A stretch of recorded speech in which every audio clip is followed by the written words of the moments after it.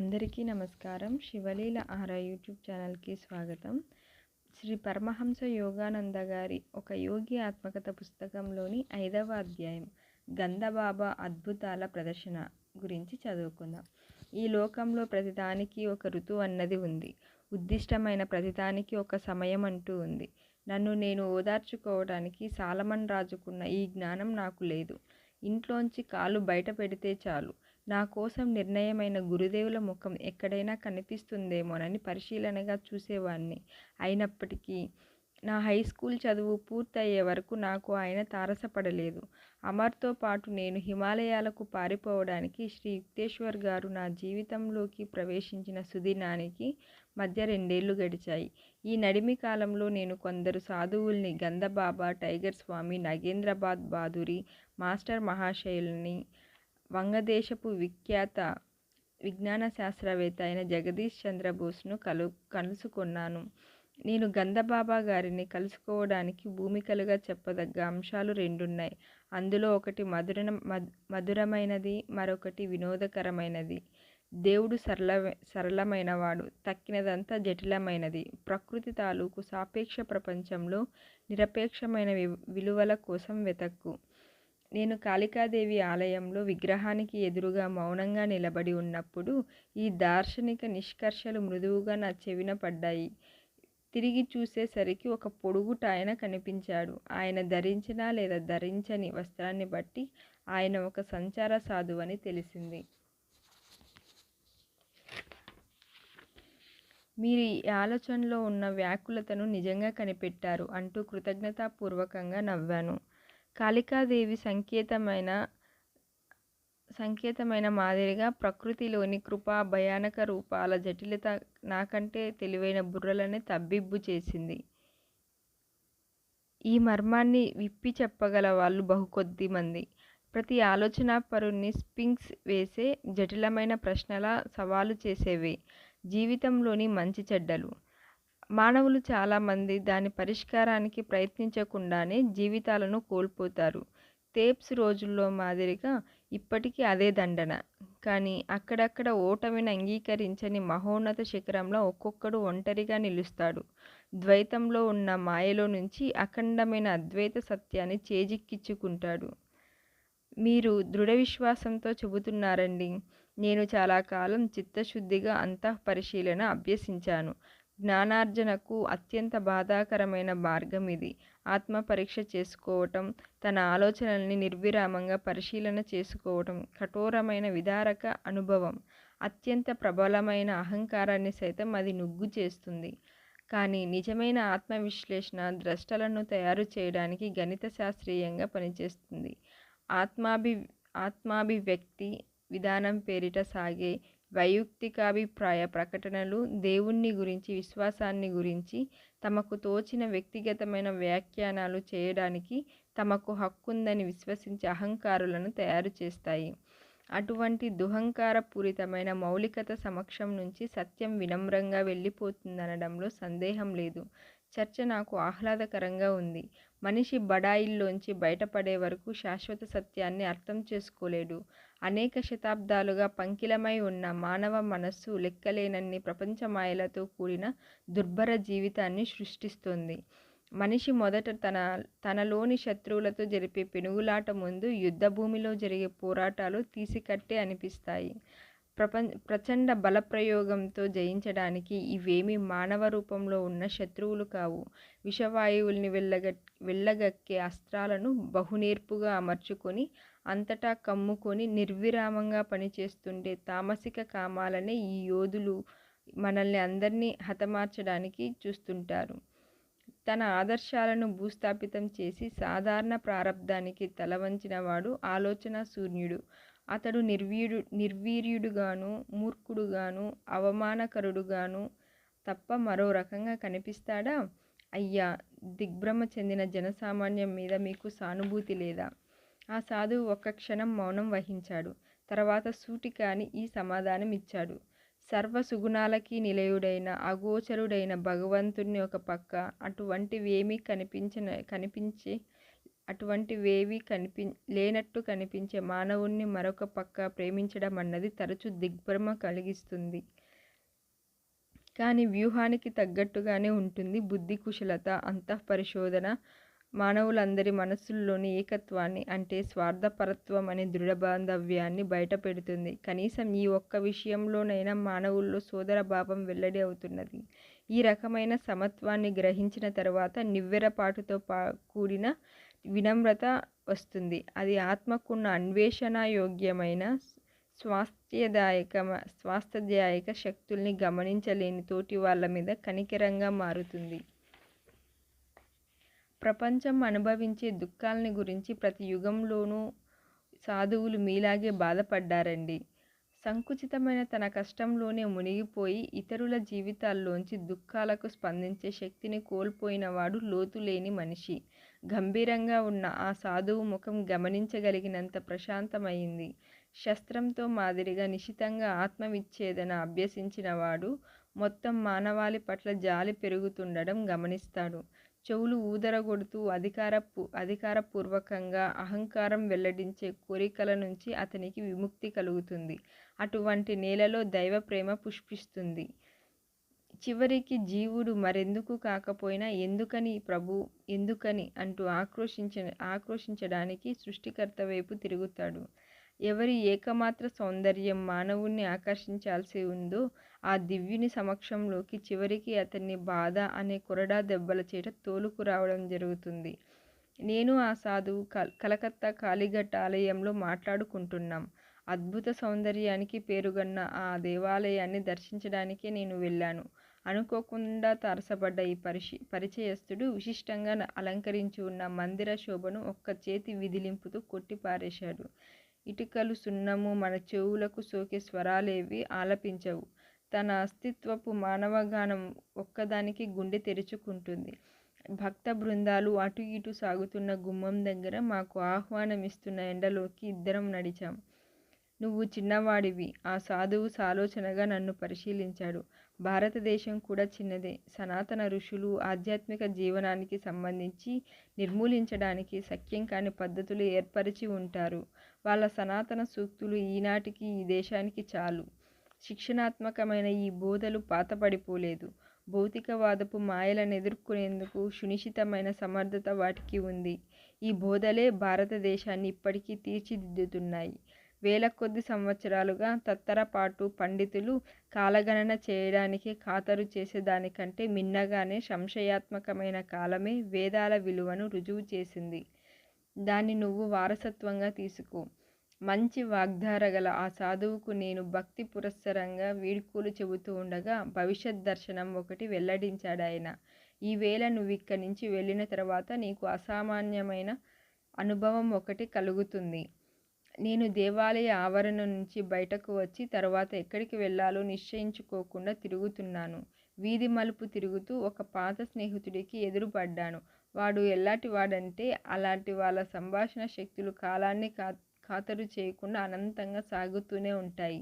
నిన్ను తొందరగా విడిచిపెడతాలే అంటూ నాకొక మాట ఇచ్చాడు వాడు. మనం విడిపోయినప్పటి నుంచి ఇప్పటిదాకా ఇన్నేళ్లు జరిగిన సంగతులన్నీ చెప్పేటట్టు అయితే అన్నాడు. ఎంత విపరీతం! నేనిప్పుడు వెళ్ళిపోవాలి. కానీ వాడు నా చెయ్యి పట్టేసుకొని కొన్ని సంగతులు టూకీగా నా చేత బలవంతాన చెప్పిస్తున్నాడు. ఆవురావురమంటున్న తోడేలులాగున్నాడు వీడు అనిపించింది సరదాగా. నేను ఎక్కువసేపు మాట్లాడిన కొద్దీ వాడు ఇంకా చెప్పమంటూ పీకుతున్నాడు.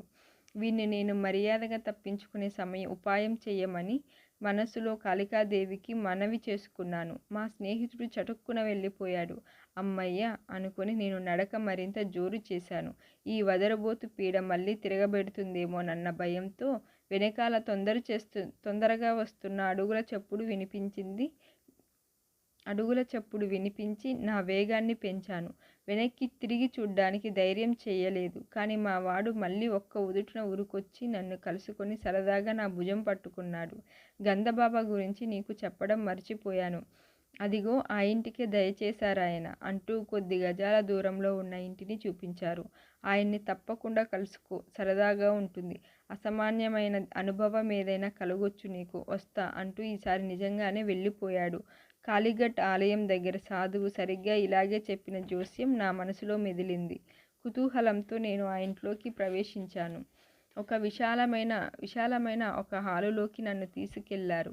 అక్కడ నారింజ వర్ణ తివాసిపైన అక్కడక్కడ కొందరు బాసిన పట్టు వేసుకుని కూర్చున్నారు. భక్తిభావంతో గుసగుసలాడుతున్న మాటలు నా చెవిన పడ్డాయి. చిరుతపులి చర్మం మీద గంధబాబాని చూడు. వాసన లేని పువ్వుకు దేనికైనా ఆయన సహజమైన వాసన తెప్పించగలరు. వాడిపోయిన పువ్వును దేన్నైనా తాజాగా విచ్చుకున్నట్టు చేయగలరు. లేదా మనిషి చర్మంలోంచి ఆహ్లాదకరమైన పరిమళం రప్పించగలరు. నేను సూటిగా సాధువు వైపు చూశాను. ఆయన చురుకైన చూపు నా మీద నిలిచింది. ఆయన బొద్దుగా ఉన్నారు. గడ్డం పెంచారు. ఒంటి ఛాయ నలుపు. పెద్ద పెద్ద కళ్ళు మెరుస్తున్నాయి. అబ్బాయి, నిన్ను చూస్తే సంతోషంగా ఉంది. నీకేం కావాలో చెప్పు. ఏదైనా సువాసన కావాలా? ఎందుకండి? ఆయన నన్నలా అడగటం కుర్రతనంగా అనిపించింది నాకు. అలౌకిక రీతిలో సువాసనను ఆస్వాదించే అనుభవం పొందటానికి వాసనల కోసం దేవుణ్ణి వాడుకోవడమా? అయితేనేం, దేవుడు ఎలాగో పుట్టిస్తాడు కదా సువాసనలు. అవుననుకోండి. కానీ ఆయన మనం తాజాగా వాడుకోవడానికి, తర్వాత పారేయడానికి వీలైన సున్నితమైన పూలు సృష్టిస్తారు. మీరు సృష్టించగలరా పువ్వులు? కానీ మామూలుగా సువాసనలే సృష్టిస్తాను చిన్నబాబు. అయితే సెంటు ఫ్యాక్టరీ వాళ్ళ వ్యాపారం పడిపోతుంది. వాళ్ళ వ్యాపారం వాళ్ళని చేసుకోనిస్తాలే. భగవంతుడి శక్తిని కళ్ళకి కట్టించడమే నా ఉద్దేశం. అయ్యా, భగవంతుణ్ణి రుజువు చేయడం అవసరమా అండి? ఆయన ప్రతి దాంట్లోనూ ప్రతి చోట అద్భుత శక్తులు చూపించడం లేదా? అవుననుకో. కానీ మనం కూడా ఆయనకు గల అనంతమైన సృజన శక్తిలో వైవిధ్యాన్ని కళ్ళకి కట్టించాలి. మరి మీరు ఈ విద్య సాధించడానికి ఎంతకాలం పట్టిందండి? 12 ఏళ్ళు. సూక్ష్మోపాయాలతో సెంట్లు తయారు చేయడానికా? మహాశయ, కొన్ని రూపాయలు పెడితే పూల అంగట్లో దొరికే సువాసనల కోసం మీరు 12 ఏళ్ళు వృధా చేస్తూ వచ్చారని నాకు అనిపిస్తోంది. పూలు వాడితే సువాసనలు పోతాయి. చావుతోనూ సువాసనలు పోతాయి. కేవలం శరీరానికి ముచ్చట గొలిపేది నేనెందుకు కోరుకోవాలి? వేదాంతి గారు, నిన్ను చూస్తే నాకు ముచ్చటేస్తోంది. నీ కుడి చెయ్యి ఇలా చాపు. ఆశీర్వదిస్తున్న భంగిమ కనబరిచారాయన. నేను గంధబాబాకి కొన్ని అడుగుల దూరంలో ఉన్నాను. నా ఒంటిని తాకేటంత దగ్గరలో మరొకరెవరూ లేరు. నేను చెయ్యి చాపాను. ఆ యోగి దాన్ని ముట్టుకోలేదు. నీకు ఏం వాసన కావాలి? గులాబీ. అదే వస్తుంది. నా అరచేతి మధ్యలోంచి ఘాటుగా గులాబీ వాసన రావడంతో ఆశ్చర్యపోయాను. దగ్గరలో ఉన్న ఒక పూల కుండీలోంచి వాసన లేని ఒక పెద్ద పువ్వు ఒకటి తీశాను. వాసన లేని ఈ పువ్వుకి మల్లెపువ్వు వాసన తెప్పించవచ్చా అండి? అదే వస్తుంది. వెంటనే ఆ పువ్వు రేకుల్లోంచి మల్లెపువ్వు వాసన వచ్చింది. అద్భుత శక్తులు చూపే ఆయనకి ధన్యవాదాలు చెప్పి ఆయన శిష్యుడి పక్కకి వెళ్ళి కూర్చున్నాను. ఆ శిష్యుడు చెప్పాడు, గంధబాబా గారి అసలు పేరు స్వామి విశుద్ధానంద గారట. ఈయన టిబెట్టులో ఉండే ఒక యోగి దగ్గర ఆశ్చర్యకరమైన అనేక యోగ రహస్యాలు తెలుసుకున్నారట. ఆ టిబెట్టు యోగి వయసు 1000 ఏళ్లకు మించిందని నాకు నమ్మకంగా చెప్పారు. ఆయన శిష్యులైన గంధబాబా గారు అన్ని సమయాల్లోనూ ఇప్పుడు నువ్వు చూసిన మాదిరిగా కేవలం మాటలతో వాసనలు సృష్టించగలరు. గురువుగారిని చూసుకొని గర్విస్తూ మాట్లాడాడు ఆ శిష్యుడు. వ్యక్తుల స్వభావాల్లోని వైవిధ్యానికి తగ్గట్టుగా ఈయన పద్ధతి చాలా మారుతూ ఉంటుంది. ఈయన అద్భుతమైన వ్యక్తి. కలకత్తా మేధావుల్లో చాలామంది ఈయన అనుచరులు. నేను వాళ్ళలో కలవకూడదని మనస్సులో తీర్మానించుకున్నాను. అక్షరాల అద్భుతమైన వ్యక్తి అనిపించుకునే గురువు అంటే నాకు కిట్టదు. గంధబాబా గారికి మర్యాదగా ధన్యవాదాలు చెప్పి వెళ్ళిపోయాను. మెల్లగా ఇంటి మొహం పట్టి నడుస్తూ ఆనాడు జరిగిన 3 సంఘటనల గురించి ఆలోచించాను. నేను గుమ్మంలోకి వెళ్ళేసరికి మా అక్క ఉమా ఎదురయింది. భలే షోక్గా తయారవుతున్నావు సెంట్లు పూసుకుంటూ. ఒక్క పలుకు కూడా పలకకుండా ఆమెకు చెయ్యి వాసన చూపించాను. ఎంత మంచి గులాబీ వాసనో! దీనికి అసాధారణమైన ఘాటు ఉంది. దీంట్లో ఘాటైన అసాధారణత ఉందని అనుకుంటూ నేను చడి చప్పుడు లేకుండా అలౌకిక పద్ధతిలో సుగంధ బంధురం చేసిన పువ్వును ఆమె ముక్కు దగ్గర పెట్టాను. ఓ, మల్లెపువ్వు నాకు చాలా ఇష్టం అంటూ ఆ పువ్వు లాగేసుకుంది ఉమ. తీరా చూస్తే అది వాసన లేని పువ్వుల్లో ఒక రకం. ఆ సంగతి ఆమెకి బాగా తెలుసు. కానీ దాంట్లోంచి మాటిమాటికి మల్లెపువ్వు వాసనే రావడం చూస్తుంటే ఆమె ముఖంలో వినోదంతో కూడిన విస్మయం ఆవరించింది. దాంతో నా అనుమానాలు తొలగిపోయాయి. ఆ వాసనలు నా ఒక్కడికే అలా అనిపించేట్టుగా గంధబాబా గారు నన్ను స్వయం సమ్మోహన స్థితికి గురి చేశారేమో అనుకున్నాను. కానీ అలా జరగలేదని తెలిసిపోయింది. తర్వాత ఒకసారి ఎప్పుడో అలకనందుడనే మా స్నేహితుడు ఈ గంధబాబాకి ఒక అపురూప శక్తి ఉందన్నాడు. ప్రపంచంలో ఆకలితో నకనకలాడే కోట్లాది ప్రజలకే కనుక ఆ శక్తి ఉండి ఉంటే ఎంత బాగుండునో అనిపించింది. ఒకసారి బర్ద్వాన్లో గంధబాబా గారి ఇంటికి వచ్చిన 100 మంది అతిథుల్లో నేను ఉన్నాను అంటూ అలకనందుడన్నాడు. అదొక బ్రహ్మాండమైన ఉత్సవం. ఆ యోగికి గాలిలోంచి వస్తువులు సృష్టించే శక్తి ఉందని పేరు. అంచేత నేను నవ్వుతూ ఆ ఋతువులో దొరకని టాంజరిన్ నారింజలు సృష్టించమని ఆయన్ని కోరాను. తక్షణమే అరిటాకు విస్తలలో వడ్డించిన లూచీలు పైకి ఉబ్బి వాటిలో ఒలిచిపెట్టిన టాంజరిన్ నారింజలు ఉన్నాయని రుజువు చేశాయి. సంశయిస్తూ నేను కొరికి చూశాను. రుచి చాలా బాగుందనిపించింది. కొన్నేళ్ల తర్వాత నేను ఈ గంధబాబా గారు వాటిని ఎలా సృష్టించారన్న విషయం నా అంతఃసాక్షాత్కారం వల్ల తెలుసుకున్నాను. ప్రపంచంలో ఆకలితో అలమటించే కోట్లాది ప్రజలకు ఈ పద్ధతి అందుబాటులో లేకపోవటం ఎంత విచారకరమైన విషయం. మానవులో ప్రతిక్రియ రేకెత్తించే శబ్ద, స్పర్శ, రూప, రస, గంధ సంబంధమైన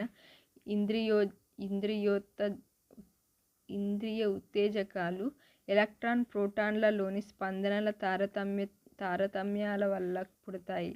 ఈ స్పందనలు ప్రాణాణువులు, లైఫ్ ట్రాన్లు క్రమబద్ధీకరిస్తాయి. ఇవి సూక్ష్మమైన ప్రాణశక్తులు. మరొకలా చెప్పాలంటే విడివిడిగా పంచేంద్రియ సంబంధమైన ఆలోచన పదార్థం నిండి తెలివితో వ్యవహరించే పరమాణువు కంటే సూక్ష్మతరమైన శక్తులు.